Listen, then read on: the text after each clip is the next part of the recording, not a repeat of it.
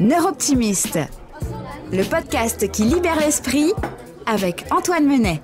Salut Antoine. Salut Julien. Alors dis-moi, dans cet épisode aujourd'hui, très content de te retrouver, surtout là, un peu à l'abri des regards, parce que je voulais te parler d'une problématique qui est le regard de l'autre.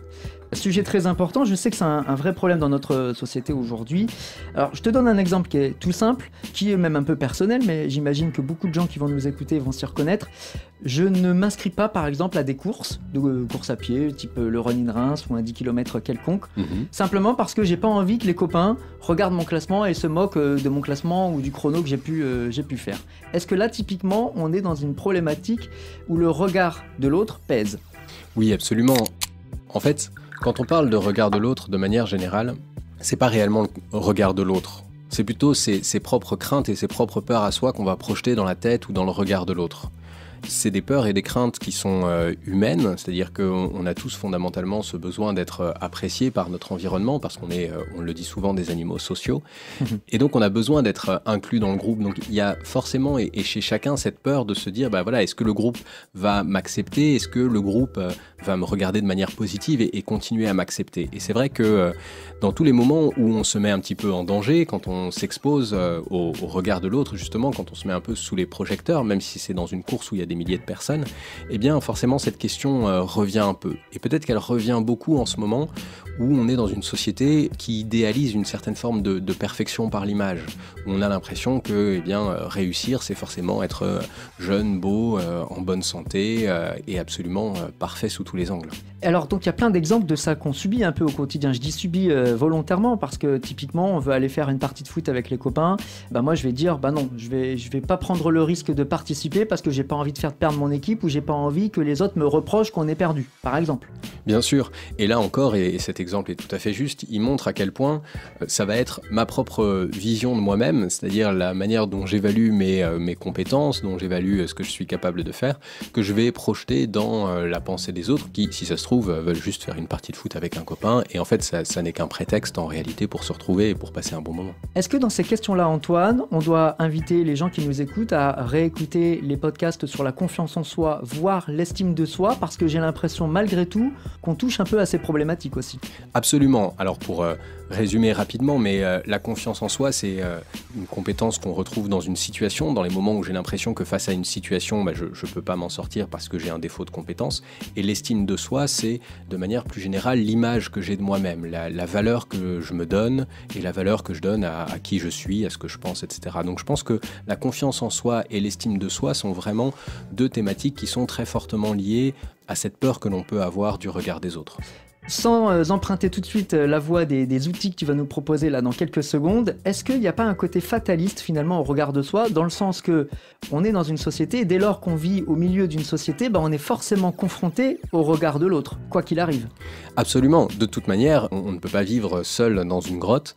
On a besoin d'aller à la rencontre de l'autre, on a besoin de la proximité de l'autre. Et la problématique vient plutôt de comment est-ce qu'on va vivre ce regard, comment est-ce qu'on va vivre cette proximité. Est-ce qu'on la vit comme quelque chose qui relève de l'échange, qui relève de la découverte de l'autre, qui relève de la co-création, ou est-ce qu'on la vit comme finalement un jugement permanent ? Et c'est compliqué parce que on est aussi dans une société où finalement les insécurités intérieures peuvent donner lieu à de nombreux jugements. On le voit régulièrement, alors malheureusement, y compris chez des adultes quand on regarde des journaux politiques ou des débats télévisés, mais on le voit aussi dans les cours d'école, on le voit aussi au travail, c'est-à-dire qu'on a dans la société une forte tendance à un dénigrement, à un jugement. Et donc, ça rend très difficile le fait de s'exposer, ça rend difficile le fait d'oser et le fait d'avancer. Mais je pense qu'une des clés pour faire face à ce regard des autres, c'est avant tout de réussir à se recentrer sur soi-même et de se poser la question, avant le regard des autres, quel est mon propre regard sur moi-même et quel poids je vais lui donner. Alors justement, passons aux outils, aux tips nécessaires pour faire face au regard de l'autre. Quels sont-ils, Antoine ? Eh bien, comme je le disais, c'est vraiment cette question de prendre un vrai regard sur soi et de se dire, forcément, on est obligé de tenir compte du regard de l'autre, on est obligé de tenir compte, on a été élevé comme ça, nos parents nous disaient ce qui était bien, ce qui n'était pas bien, puis ensuite le maître, la maîtresse, les professeurs, on a été élevé dans un cadre où c'est toujours l'extérieur qui venait nous juger quelque part et nous dire ce qui était bien, ce qui n'était pas bien. Mais ce qui est important en grandissant, c'est petit à petit de réussir, et c'est un vrai processus qui prend des années et dans lequel on est encore nombreux, et je m'inclus tout à fait dedans, c'est d'apprendre à se dire mais quel est mon regard sur moi-même, quelle est la valeur que je porte sur moi-même, et comment est-ce que je fais en sorte que ça puisse venir prendre de l'importance, et ne pas laisser toute l'importance au monde extérieur. Et donc, en termes de tips et d'astuces, c'est déjà cette première idée de connaître ses valeurs et ses qualités, comme un socle, comme quelque chose dans lequel on sait se dire à l'intérieur de moi c'est important, c'est solide. C'est quoi les valeurs qui comptent pour moi ? C'est quoi ? C'est l'amitié, c'est la famille, c'est l'environnement, c'est l'humour. Quelles sont les valeurs qui comptent vraiment pour moi et qui sont quelque chose de solide, que personne ne peut m'enlever parce que c'est quelque chose qui est fondateur chez moi. Et quelles sont mes qualités ? Qu'est-ce que je suis capable d'être et de faire réellement ? Se poser ensuite cette question de se dire qu'est-ce que moi je pense de ce que je fais. Quand on est dans telle ou telle situation, quand on va courir le Running-Reims et qu'on se dit tiens, qu'est-ce que les autres vont penser ? Avoir le réflexe de se dire mais qu'est-ce que moi j'en pense ? Est-ce que moi je suis en train de me dire de toute façon je suis pas assez bien pour ci, ou alors de toute façon si je fais ça je vais me sentir vraiment ridicule, et à ce moment-là peut-être s'inviter à avoir un petit peu plus de tendresse, un petit peu plus d'acceptation, quelque chose d'un petit peu plus relâché avec soi-même aussi, réussir à retrouver une relation à soi qui est un petit peu plus apaisée. Et enfin, observer aussi les émotions que le regard des autres va provoquer chez moi. On ne réagit pas au regard physique de l'autre. Alors le regard des autres, quand on a sang perdu braqué sur soi, fait toujours bizarre, mais c'est toujours l'émotion intérieure à laquelle on réagit, l'émotion que ça va provoquer à l'intérieur. Et donc observer cette émotion et se dire mais qu'est-ce que je ressens là actuellement ? Est-ce que je ressens de la gêne ? Est-ce que je ressens de la timidité ? Est-ce que je ressens de la peur, de la crainte ? Et de comprendre qu'est-ce qu'elle me dit, cette émotion-là. Bien sûr qu'elle a envie de fuir et donc de fuir le regard des autres, mais qu'est-ce qu'elle est en train de me raconter ? Comment est-ce que je peux la rassurer ?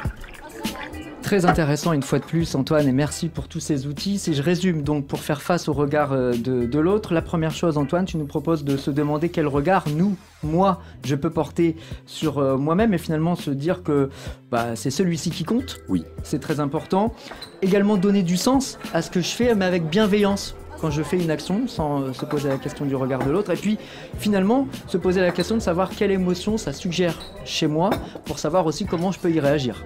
Exactement. Réussir à retrouver ce dialogue avec soi-même, réussir à retrouver un espace finalement dans lequel on se sent bien. Bon, alors tu sais qu'il y a un espace dans lequel je me sens toujours très bien, c'est dans un petit endroit avec un bon plat devant moi, à partager bien entendu, où je ne subis jamais le regard de celui qui est en face de moi.